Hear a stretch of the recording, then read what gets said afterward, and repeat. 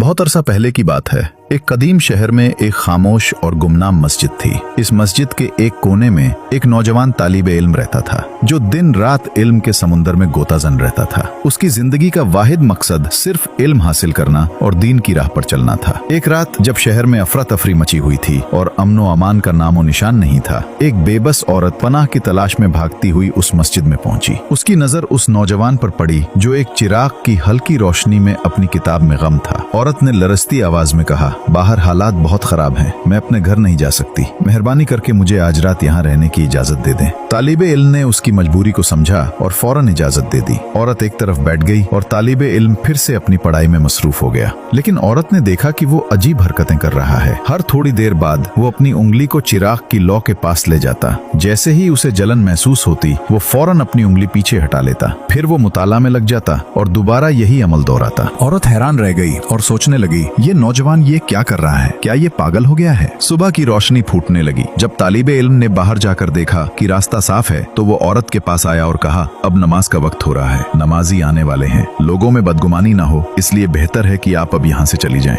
औरत ने उठते हुए कहा, मैं जाने को तैयार हूँ, लेकिन पहले मेरे एक सवाल का जवाब दें। पूरी रात आप अपनी उंगली आग में क्यों डालते रहे? तालिबे इल्म ने मुस्कुराते हुए कहा, ये मेरा जाती मामला है। जब औरत ने बहुत इसरार किया तो तालिबे इल्म ने एक गहरा सांस लिया और राज खोल दिया। जब आप यहाँ आई तो मेरे दिल में नफसानी ख्वाहिशात ने सर उठाया और मेरा नफ्स मुझे बुराई की तरफ उकसाने लगा। मैंने फौरन अपने आप से कहा, अगर तू इस दुनिया में गुनाह की लज्जत लेगा तो तुझे आखिरत में जहन्नम की आग में जलना पड़ेगा। मैंने अपने नफ्स को सबक सिखाने के लिए अपनी उंगली चिराग की लौ के करीब रखी और उससे कहा, अगर तू इस मामूली सी आग की तपिश बर्दाश्त नहीं कर सकता तो जहन्नम की आग की शिद्दत कैसे बर्दाश्त करेगा? बस जब भी शैतान मुझे बहकाने की कोशिश करता, मैं फौरन यही करता रहा और यूं पूरी रात गुजर गई। ये सुनकर औरत की आंखों में आंसू आ गए और वो खामोशी से सर झुकाकर वहां से चली गई। इस वाक़े का सबक ये है कि एक सच्चे दीनीदार की जिंदगी यही है कि वो अपने नफ्स के खिलाफ जिहाद करे और हर लम्हा अपनी आखिरत को याद रखे।